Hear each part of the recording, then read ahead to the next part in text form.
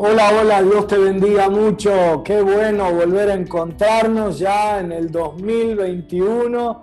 Parece mentira, pero ya llevamos muchos meses juntos con esta propuesta de Odres Nuevos, y con la tranquilidad de que tratándose de una conversación entre amigos, ustedes, el pastor Pablo Deiros y yo, vamos despacito con la palabra de Dios, masticándola, rumiándola, pasándola como las vaquitas por los 4 estómagos, hasta que la palabra se convierte en alimento, en nutrición verdadera que nos impulse a la acción en cada área de nuestra vida.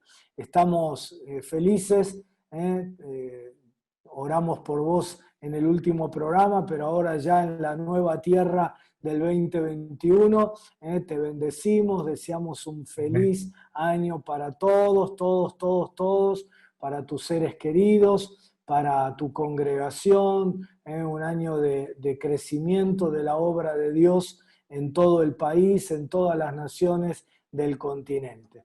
Feliz año, Pablo, ¿cómo estás? Igualmente, qué alegría de poder estar compartiendo este inicio de año, y no podíamos hacerlo de una mejor manera que no sea conversando alrededor de la palabra del Señor. Necesitamos para este año, que promete ser bastante complicado, la mayor dirección divina posible sobre cada paso que tomamos, y es importante que nos reunamos para darnos unos a otros la palabra de Dios. Dietrich Bonhoeffer, en tiempos también muy difíciles en su experiencia como pastor y teólogo, bajo pleno régimen nazi, y estando él en la iglesia confesante, es decir, la iglesia que estaba en oposición al Führer, al régimen de Hitler, decía justamente eso, que en tiempos así lo que hay que hacer es darnos los unos a los otros la palabra de Dios, para consuelo, ánimo y dirección. Y eso es lo que intentamos hacer en Odres Nuevos, ¿verdad? Y queremos que todos se sientan participantes alrededor de la mesa mientras vamos leyendo, como vos decís, de a poquito, la palabra del Señor. Bueno, así es, qué lindo, qué lindo. Las dos realidades, la palabra y la palabra encarnada en medio de la comunidad, ¿no? Hecha vida en la comunidad. Pasan los meses, empezamos un nuevo año, pero la Biblia de la Nueva Reforma sigue ahí al pie del cañón para bendecirnos. Es una Biblia que tiene poquito tiempo porque salió al público en el 2017 para celebrar los 500 años de la Reforma Protestante, pero no es una Biblia limitada a la Reforma Protestante, sino por el contrario, es un material excelente para cualquier momento y para, como decía Pablo, un año como el 2021 que nos traerá nuestros propios afanes y vaivenes y dificultades, pero donde en la medida que permanezcamos en el Señor y sus palabras permanezcan en nosotros, vamos a experimentar un año donde tendremos y llevaremos fruto en abundancia, mucho fruto, y el fruto también permanecerá. Editorial Peniel la tiene a tu disposición, entra a la página de Editorial Peniel, o acércate, si vivís aquí en Buenos Aires, Gran Buenos Aires, acércate allí en la calle Boedo, casi Rivadavia, donde podés estar allí disfrutando por los anaqueles de la librería, toda la abundancia de material cristiano que Peniel tiene a nuestra disposición. Pablo, dejamos números el año pasado, eso fue el año pasado, ¿no? Pero este año vamos a empezar con Deuteronomio, ¿sí? Deuteronomio, ¿no? otro libro que a mí me encanta, ¿no? Escribí un libro sobre Deuteronomio. Sí. Escribí un libro, en realidad es un libro para grupos hogareños, para la toma de la tierra prometida, la preparación para la tierra prometida de la misión en el barrio, a partir del libro de Deuteronomio. Así que es un libro que a mí me gusta muchísimo, ¿no? Del Antiguo Testamento.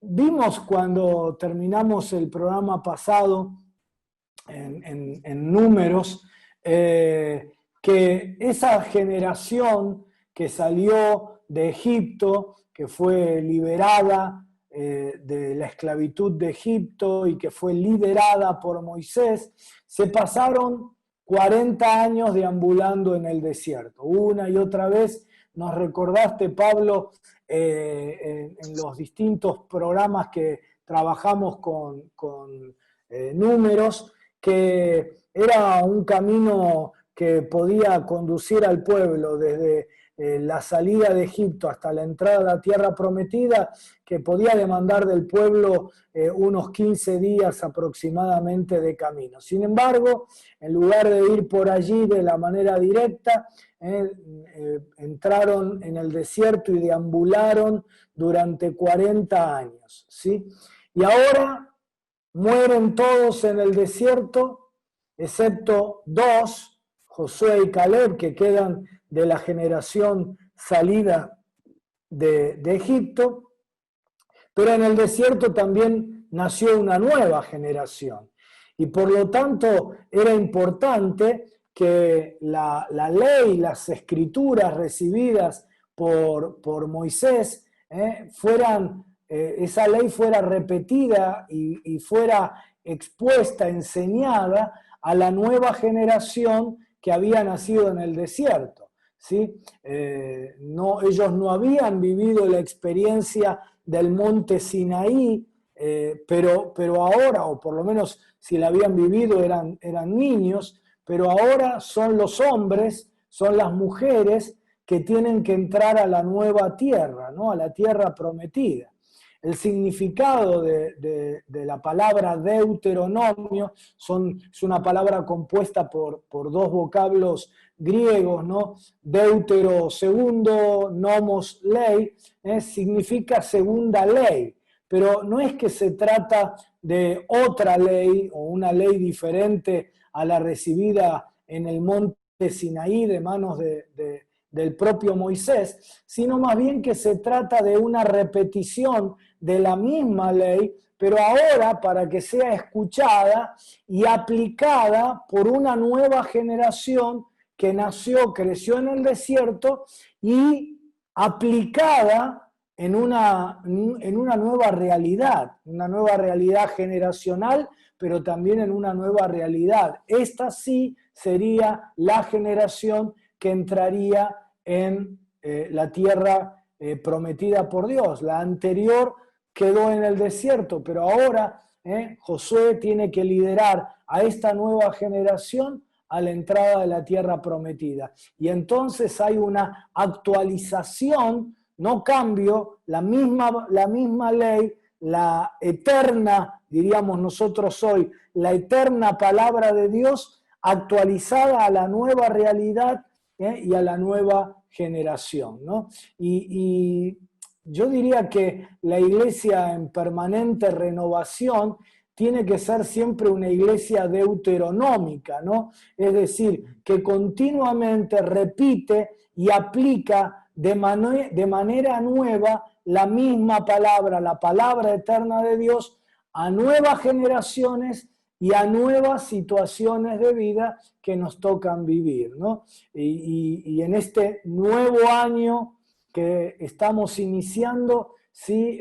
creo que es importante entender esto, ¿no? Que la eterna palabra de Dios tiene que ser enseñada, tiene que ser vivida, aplicada, vivida, tiene que encarnarse en las nuevas realidades de este año, y nosotros, los que ya tenemos algunos años, tenemos la obligación de actualizar esa palabra para las nuevas generaciones. Así que creo que, Pablo, que el desafío para la iglesia en permanente renovación es tener esta visión deuteronómica, ¿no? De actualización continua de la palabra a nuevos contextos, a nuevas situaciones, a nuevas condiciones del mundo, a la nueva normalidad de la que tanto se habla, a las nuevas generaciones que, especialmente en países como los nuestros, Pablo, yo percibo que hay un desánimo en las nuevas generaciones, hay un pánico, un temor, porque cada vez la pared es más alta, ¿no? El desafío cada vez es más alto para los chicos. Vos pensás una parejita joven que quiere casarse, que antes de todo este lío, de todas las devaluaciones que hubo, soñaba con ahorrar para comprarse el departamentito y casarse, ¿no? Una devaluación brutal el año pasado y unas situaciones que no terminamos de ver la luz al final del camino, ¿no? Y hay un desánimo, bueno, frente a situaciones distintas, diversas, la eterna, pero siempre vigente palabra de Dios tiene que ser, por quienes la vivimos, la creemos, la enseñamos, tiene que ser actualizada a esas nuevas condiciones, a este nuevo año. Sí, creo que Deuteronomio de entrada nos permite pensar en esa necesidad.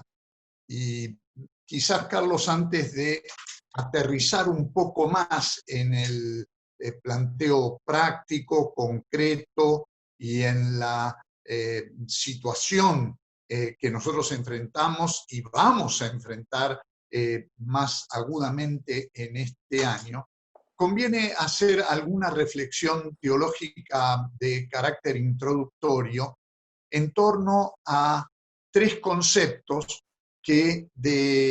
teológicos que de alguna manera son provocados por todo lo que acabas de decir de Deuteronomio.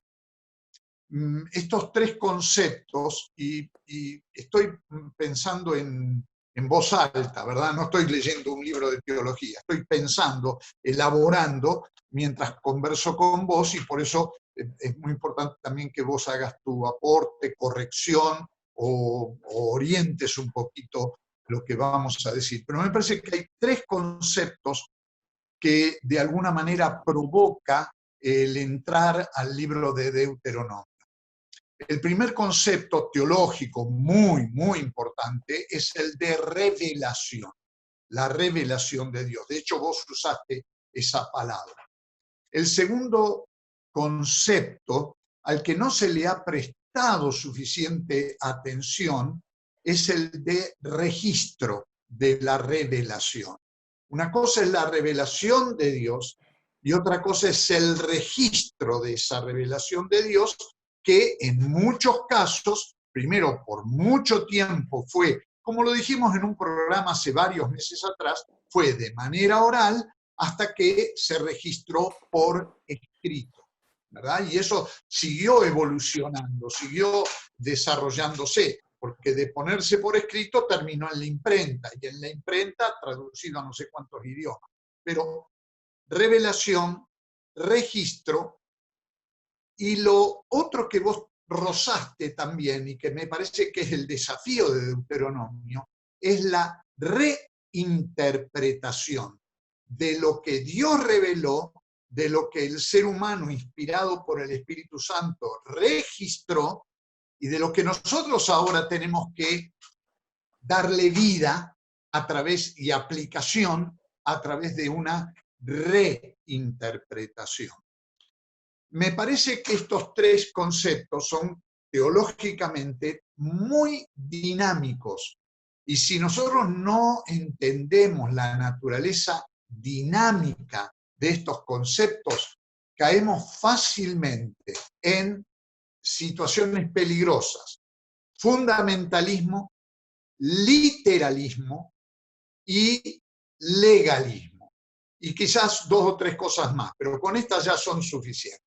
¿Qué es el problema de muchos evangélicos cuando piensan en términos de la revelación de Dios, en términos del registro de esa revelación y en términos de la necesidad de las nuevas generaciones de reinterpretarlos? De alguna manera, Deuteronomio es una ilustración de estas 3 cuestiones a partir de las cuales las podemos reflexionar teológicamente.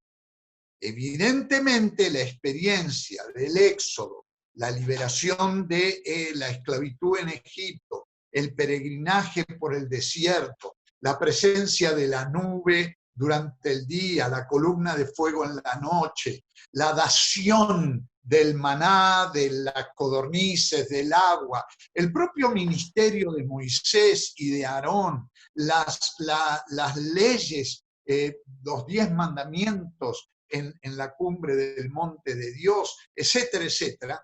Todas estos fueron acciones revelatorias de Dios, es decir, acciones, nótese, acciones, no reflexiones. Estas cosas no ocurrieron en el gabinete de un teólogo, no fueron especulaciones racionalistas, estas fueron experiencias que estas personas vivieron por iniciativa de Dios. Dios se da a conocer y se da a conocer a través del Mar Rojo que se abrió, a través de las tablas de la ley, a través del maná, de las codornices del agua, de la nube, de la columna de fuego, del ministerio de Moisés, del ministerio de Aarón, de los levitas, del tabernáculo, etcétera, etcétera. La lista es interminable, pero son acciones a través de las cuales Dios se da a conocer y dice, ¿quién es Él? La respuesta a la pregunta ¿quién es Él? Se llama teología. Pero la teología no surge de la especulación racionalista, sino de la experiencia de Dios. El Dios que me da de comer, el Dios que me da de beber, el que me cuida de noche, el que me acompaña de día, el que me dice cómo tengo que cuidar el estado sanitario de la población, el que me dice hacia dónde tengo que ir y el que demanda mi obediencia y fidelidad.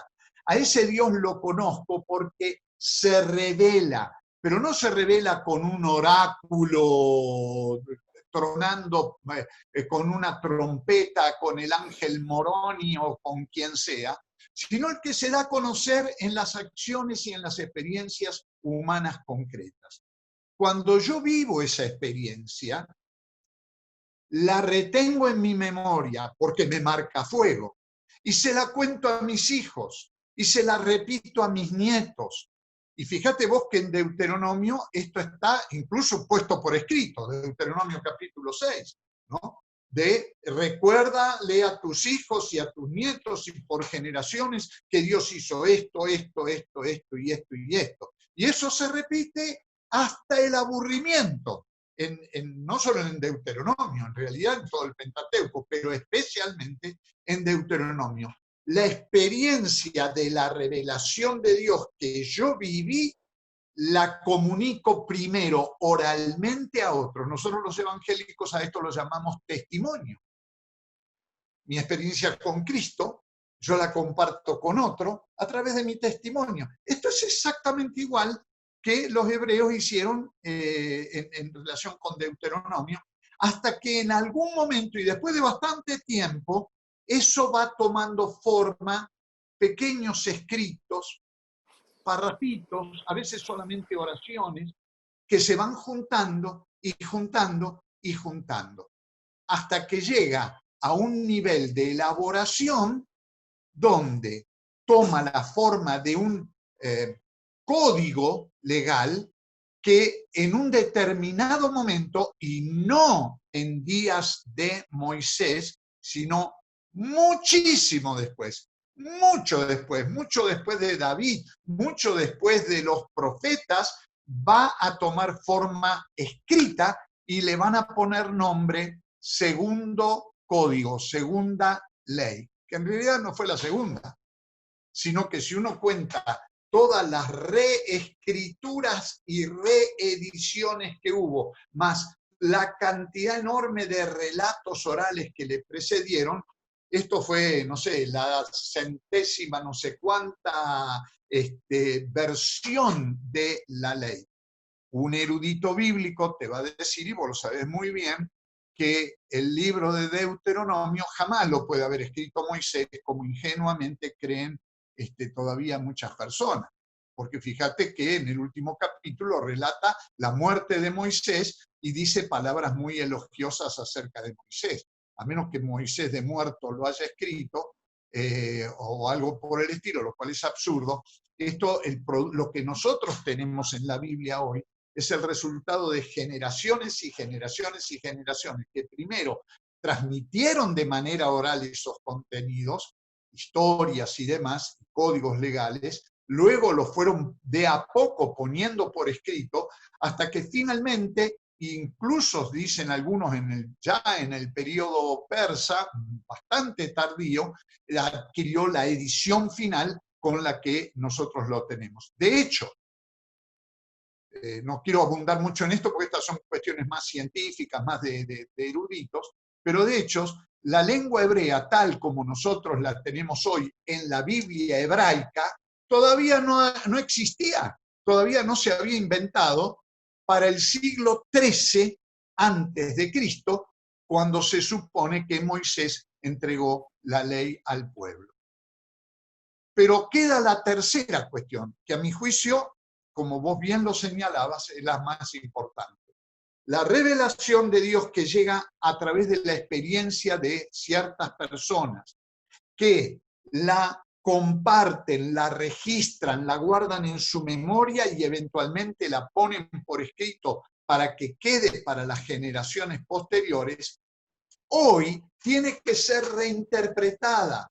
¿Por qué? Porque nosotros no estamos en el desierto, no estamos camino a Palestina, no nos encontramos viviendo ciertas experiencias históricas, sino que vivimos en un mundo totalmente diferente, con desafíos totalmente distintos, pero que no anulan la actualidad del código legal, de la revelación de Dios, del Dios que se revela y de lo que Dios espera y quiere de nuestra vida, tal como está registrado y para nosotros incluso impreso en el libro de Deuteronomio, según la Reina Valera, según la Nueva Versión Internacional, según la Biblia de las Américas, según Nácar Colunga o la Biblia de Jerusalén, ¿no? La versión que se nos antoje entender.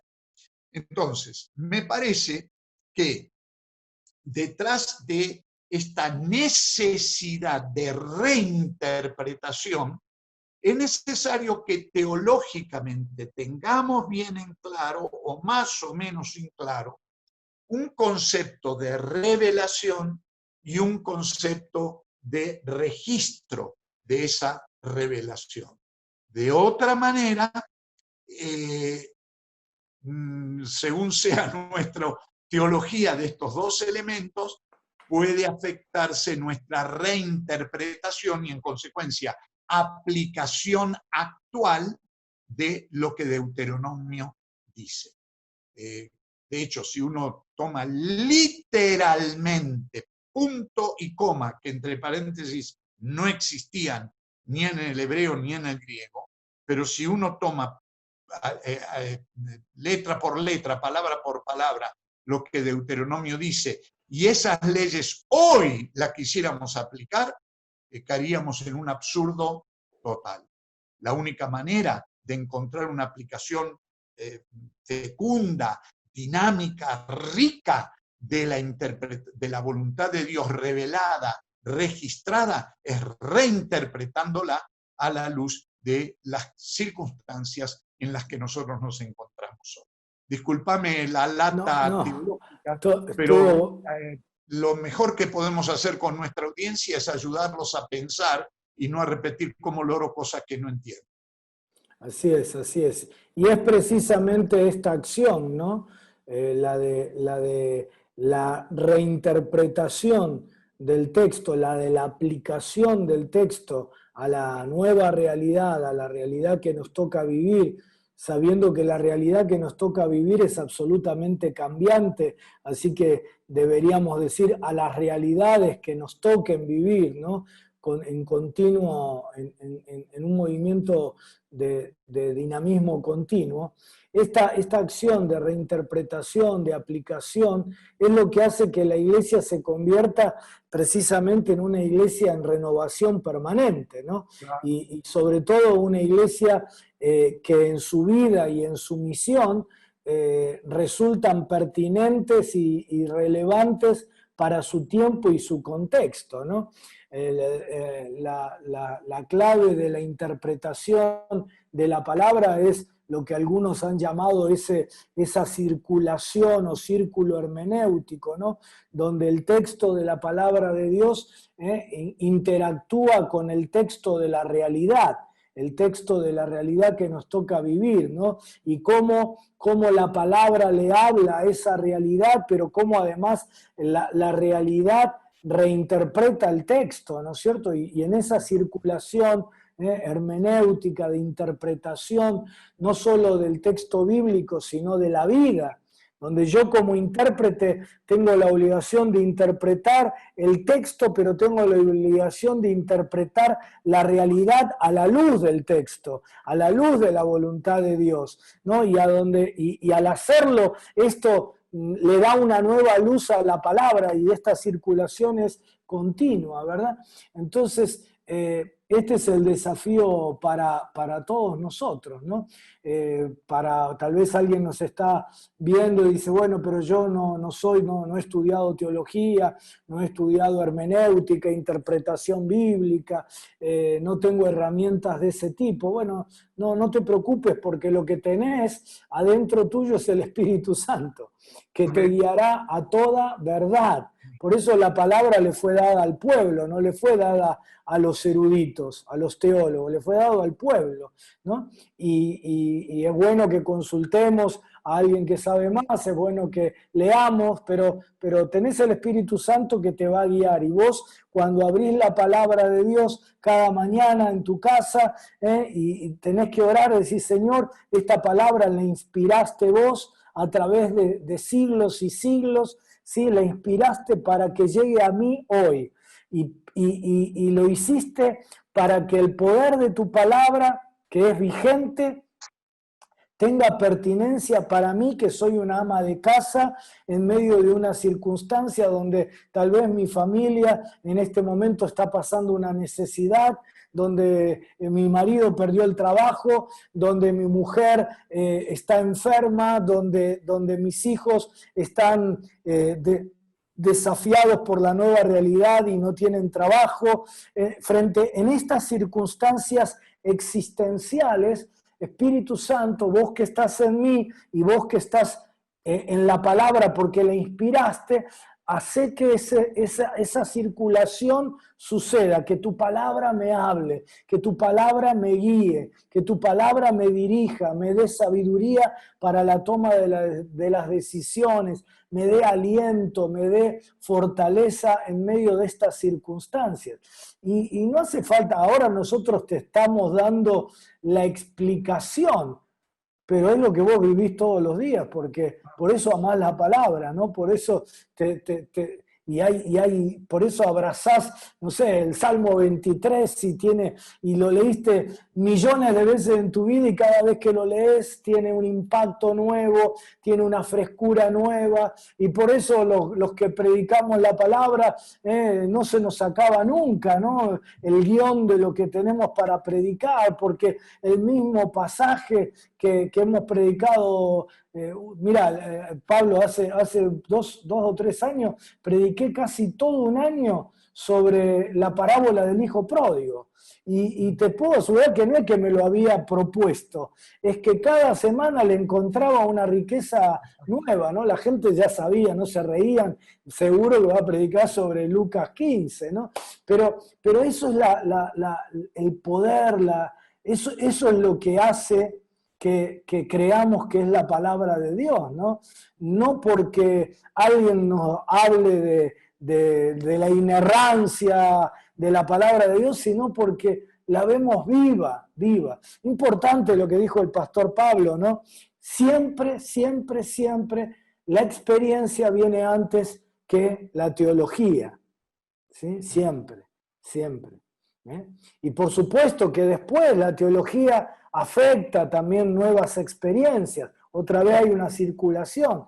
Por eso es importante que tanto nuestras experiencias como nuestra teología, que siempre viene después de la experiencia, sean adecuadas, porque luego lo que sigue, no solo en nosotros, sino multigeneracionalmente, puede ser positivo o negativo.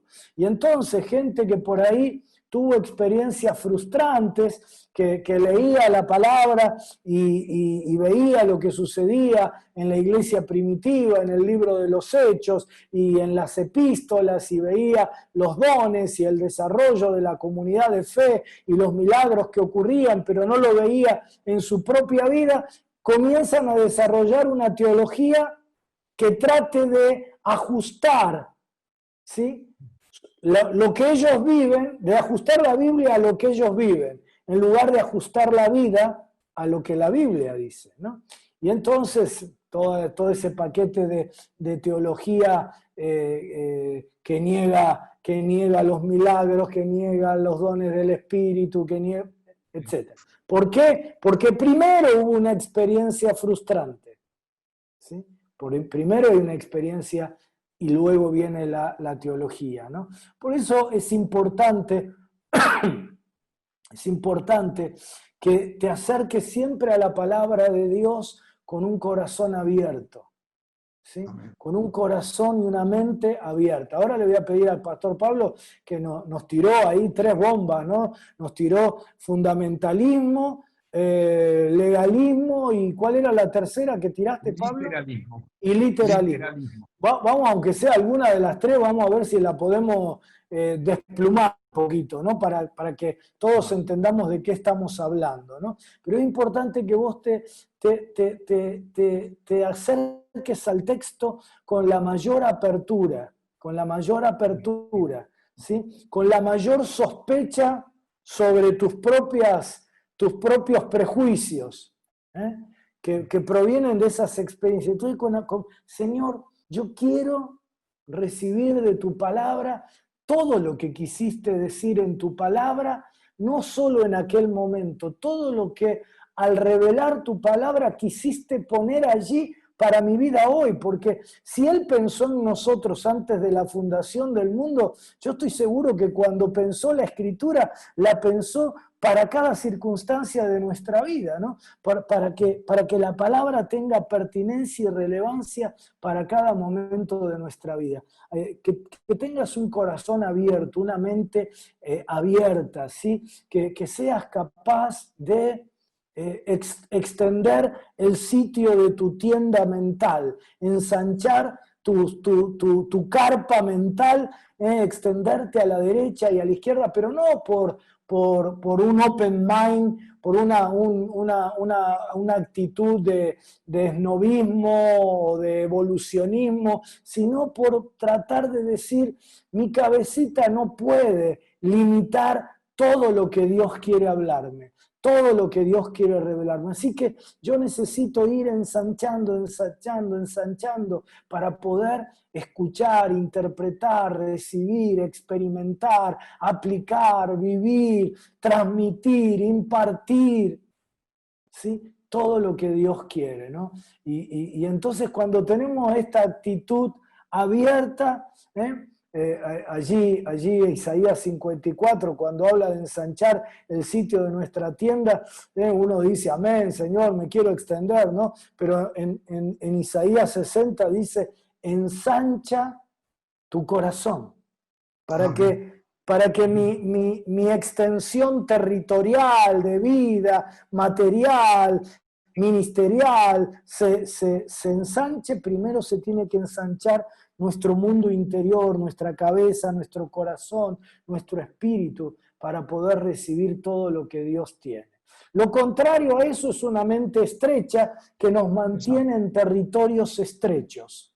Que nos mantiene en territorios estrechos. Vos querés territorios amplios, tenés que dibujar un mapa amplio primero para poder conquistarlo, y eso está aquí. El fundamentalismo, Pablo, forma parte de esta mentalidad estrecha, ¿no? Decinos un poquito qué significa fundamentalismo, porque alguien podría decir, bueno, pero yo soy un cristiano que creo en la palabra, en los fundamentos de la palabra. No se refiere a eso. ¿Qué es fundamentalismo? Sí, es cierto, muchos cristianos evangélicos usan con frecuencia este término, que se ha transformado poco menos que en una mala palabra en los últimos 30 o 40 años. Pero lo que quieren decir por fundamentalismo es que creen en la Biblia como el registro autoritativo de la revelación de Dios. Creen que la Biblia es la única regla de fe y práctica, y esto es bueno. Esto es sano y esto es lo que corresponde. La Biblia, como la tenemos hoy, creemos por fe, creemos que fue inspirada por el Espíritu Santo, no solo en su redacción, sino también en su transmisión, en su traducción, en su distribución, en la forma en que llegó a nosotros, y que de veras Dios nos habla a través de ella. La Biblia es el registro de la palabra de Dios, y cuando la leemos con fe y bajo la guía del Espíritu, Dios sigue hablándonos a través de ella y diciéndonos que nos ama y diciéndonos qué es lo que espera y desea de nuestras vidas. El problema es que el uso del vocablo fundamentalismo en este sentido generalmente se hace de manera cándida, es decir, sin ser conscientes de que el fundamentalismo es un movimiento histórico que nace a partir de 1905-1910 con la publicación en los Estados Unidos de una serie de tratados conocidos como los fundamentales, the fundamentals, de donde viene el nombre, en los que determinados teólogos sintetizaban la fe cristiana desde una determinada óptica, mayormente literalista y legalista. No había demasiado espacio para la reflexión pensante de lo que el texto bíblico decía. En buena medida, esto también se explica y se entiende porque a comienzos del siglo pasado, muchos evangélicos se consideraban atacados por el liberalismo teológico y el liberalismo bíblico. En el siglo XIX habían surgido varias escuelas de crítica bíblica que, además de hacer un aporte positivo a un conocimiento más científico de las Escrituras, metían una serie de fantasías que no tenían ningún fundamento científico y que terminaban por darle una mano de bleque a cuánta palabra, oración, párrafo, capítulo y libro había en la Biblia. Y de minar la fe de muchos creyentes. Y terminaban por minar, no intencionalmente, porque muchos de estos eruditos eran muy buenos creyentes. Lo mismo que Darwin, Carlos Darwin, era muy buen creyente, casado con una mujer hermano libre, que era tremendamente fiel, y él era un hombre fiel. Lo que pasa es que en su teoría evolucionista, además de los datos científicos que él aportó, agregó algo de fantasía que hoy los propios científicos en una línea evolucionista critican. Pero esto es otra harina de historia, otro costal, que no viene al caso. Pero entonces eso creó un movimiento ultraconservador, literalista y legalista, que con la frase hecha, escrito está, lo que hacían era terminar justificando las ideologías de turno, las que fueran, ¿verdad?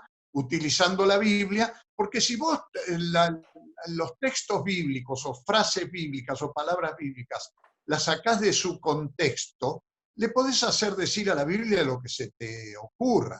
Entonces, esto ha ocurrido y ha habido, a mi juicio, un poco de abuso en estas cuestiones, especialmente cuando se ha tomado la Biblia para entender y para opinar o para actuar sobre pensamientos políticos, sociales, económicos, culturales, y se ha hecho una cita literal de textos bíblicos, haciéndolos saltar 2000 años, 3000 años, sin tomar en cuenta las enormes diferencias culturales que existen entre el siglo VI antes de Cristo o el primer siglo y la realidad que nos toca a nosotros vivir hoy. Entonces, en lugar de extraer los principios fundamentales que están en las Escrituras y que expresan la voluntad de Dios, se quedaron con el formato. Pongo un ejemplo de los muchos que tiene que ver con Deuteronomio, precisamente. Hay un versículo por ahí en Deuteronomio que legisla diciendo que el varón no tiene que usar ropa de mujer, la mujer no tiene que usar ropa de varón. Y entonces, en el siglo XX, se decía, en iglesias evangélicas las mujeres no tienen que usar pantalones porque es ropa de varón, y los varones no tienen que usar polleras porque es ropa de mujer, cometiendo una aberración cultural, porque tendríamos que condenar a los escoceses que usan el kilt, que es una pollera, y encima sin ropa interior, y tendríamos que condenar a las mujeres de la India, de buena parte de la India, que utilizan pantalones poniéndose el shari arriba. Es absurdo hacer este tipo de cosas, porque estamos juzgando la cultura en función de la moda del vestido y de las tradiciones culturales, y no en función de la ética. Es decir, en culturas donde se condena el pantalón para las mujeres y la pollera para los varones, probablemente no se condene el escote abierto de par en par en las mujeres. Esto me hace acordar a aquel misionero anglicano en el siglo XIX que fue al corazón de África y tuvo un éxito extraordinario en la evangelización. Rápido, la gente en 1, 2, 3 semanas, toda una tribu se convirtió. Y entonces comenzaron a hacer los cultos y bueno, ¿qué ocurrió? Las mujeres, la mayoría de las mujeres venían con el torso descubierto. Y entonces el misionero lo primero que hizo desde el púlpito, sin entender nada de evangelización transcultural, ordenó, porque el jefe de la tribu se había convertido, ordenó que todas las mujeres vinieran al culto con unas hermosas blusas que le habían mandado las hermanas desde Londres. Entonces, el cacique de la tribu no quería ofender al pastor, al misionero, y ordenó a todas las mujeres a venir el domingo con su blusita británica al culto. A la semana, a los 10 días, la tribu era un polvorín. Había líos por todos lados, las peleas matrimoniales, un verdadero desastre. Lo invita el misionero al jefe de la tribu y le pregunta, ¿qué pasa? Todos se entregaron al Señor, todos son cristianos, pero ahora hay más problemas en la sociedad que nunca antes en la tribu. Dice, mire, lo que pasa es lo siguiente, durante siglos las mujeres honestas en nuestra tribu van con el torso descubierto. Son las prostitutas de la tribu las que se cubren el torso.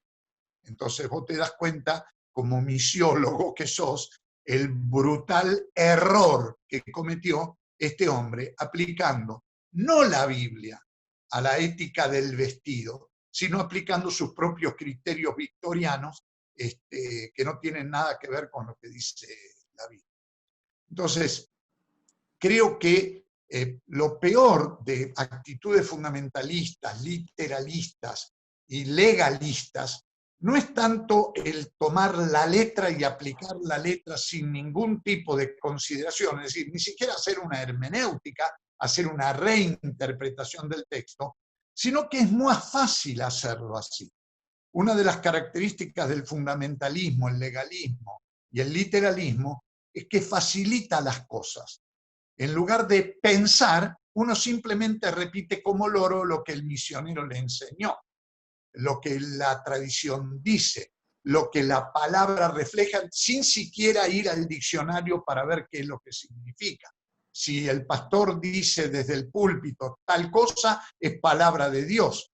Si le muestra un texto bíblico, no se discute. No importa si fue escrito en el primer siglo o en el siglo X antes de Cristo. No se discute, es lo que dice. Lo que pasa es que el intérprete hoy no opera de la misma manera con absolutamente todos los textos bíblicos. Porque si fuésemos literalistas, vos y yo tendríamos que estar circuncidados y no lo estamos. Y nos buscamos la vuelta para no obedecer lo que Dios estableció como mandamiento permanente en el Antiguo Testamento. ¿Por qué nosotros no lo cumplimos? Y porque hacemos una reinterpretación del texto bíblico. Pero un literalista, fundamentalista y legalista, bueno, que se circuncide si va a cumplir con la ley, o guardar el sábado, que es también un mandamiento dado por Dios, según dice el texto, de manera permanente y por generación y generación. No lo hacemos, ¿por qué?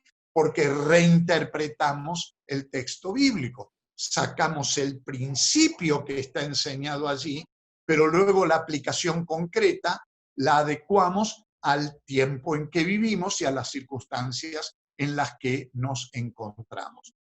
Ninguna de estas tres cosas que mencionamos, y podría haber otras, son una adecuada reinterpretación del texto, o responden a una adecuada reinterpretación del texto. Y por otro lado, lo que es peor, cierran la posibilidad de trabajar ese círculo hermenéutico del que vos hablabas, cayendo en la indolencia, en la pereza hermenéutica, y simplemente repetir como loro, aquí las cosas siempre se hicieron así, y siempre se creyeron así. Y eso no se discute, se acepta. Punto. Así es, así es. En este primer programa del año, qué bueno es saber que la palabra de Dios siempre tiene que ver con tu vida de todos los días. Dice ahí Deuteronomio que enseñes la palabra mientras vas en el camino, ¿no? Que la repitas mientras vas en el camino. Y que este camino que empezamos del 2021 sea un camino donde la palabra de Dios nos hable todos los días, donde la palabra de Dios sea el instrumento que usa el Espíritu Santo para guiarnos cada día, sea el alimento de nuestra vida. No camines por este 2021 sin dirección de Dios, sin palabra fresca de Dios para tu vida. Otra vez, no tenés que ser un erudito. En esta charla hablamos de temas quizás un poquito más técnicos, porque eso te ayuda a vos también a abrir extender el sitio de tu cabeza, ¿verdad? A saber que hay otras realidades también, pero no tenés que vos ser un erudito, sino que lo que vos tenés que hacer es creer que la palabra tiene vigencia para vos hoy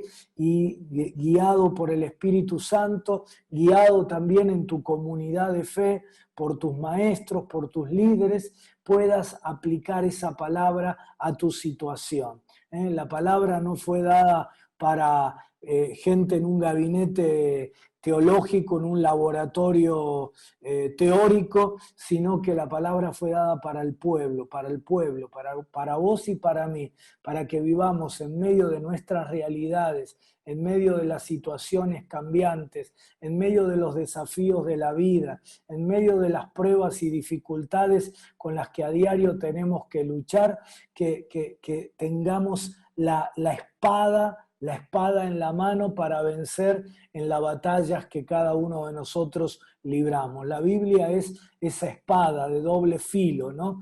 Que primero penetra en nuestro corazón para separar el espíritu del alma y que ni siquiera cometamos el error de autoengañarnos en la vida, porque muchos de los errores que cometemos en la vida no son el resultado de lo externo, sino de nuestro propio mundo interior, ¿no? Que la palabra penetre en nuestro corazón, nos convierta diariamente, nos cambie diariamente, nos transforme, nos renueve, nos sane, nos restaure, nos impulse, y que luego esa palabra también nos dé la dirección. El Espíritu es el que lo hace. El Espíritu, a través de la palabra, nos dé esa dirección para enfrentar la vida de todos los días con alegría, con plenitud, con fe, con esperanza, con expectativa de que este será un año, como dijimos en el programa pasado, donde pisaremos tierras prometidas por Dios. Concretaremos, veremos concretadas promesas que Dios nos ha dado, territorios que no nos pertenecían y que por los cuales oramos, luchamos, nos van a ser entregados en este año, y veremos que la promesa de Dios siempre sí es amén, y que nos da tierras que fluyen leche y miel para cada uno de nosotros. ¿Qué te parece, Pablo?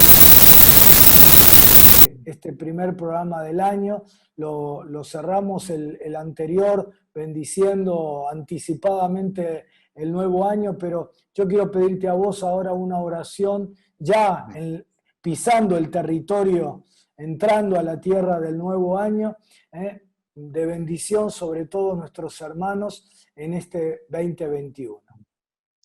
Señor nuestro, en el nombre de Jesús queremos presentarte este año que comienza, y lo hacemos expectativa, el anhelo de poder vivir un año conforme a tu voluntad y obedeciéndote y haciendo todo aquello que es de tu agrado, y con ello recibiendo tu bendición, sino también que nos des las fuerzas, para tomar las decisiones correctas, de modo que en todo podamos encontrarnos con esperando en nosotros mucho más allá de nuestras capacidades y mucho más allá de las limitaciones que nos rodean. Que el nombre de Jesucristo brille con todo su esplendor en este año, y el poder tuyo se manifieste en todo su alcance, de modo que en cada día, en cada paso, cada hora que transitemos este año, podamos decir: hasta aquí nos ayudó el Señor y seguirá con nosotros hasta el fin, conforme a su voluntad. Que la bendición tuya, la paz, la alegría, la gracia tuya sobreabunden sobre cada uno de nosotros y todo tu pueblo en este año 2021, para la alabanza de tu gloria, en el nombre de Jesús. Amén. Amén, amén, amén, amén, amén. Bueno, te bendecimos, te abrazamos. Entrá a la página de Editorial Peniel, buscá allí los materiales, llevate la Biblia de la Nueva Reforma, empezá el año estudiando la palabra de Dios. Esta es una Biblia de estudio para que enriquezca tu lectura de cada día, con herramientas, con artículos que van a ensanchar tu cabecita para poder recibir más de todo lo que Dios tiene para este nuevo año. Te abrazamos, te bendecimos, lo mejor del cielo y de la tierra para vos y tus seres queridos. Bendiciones.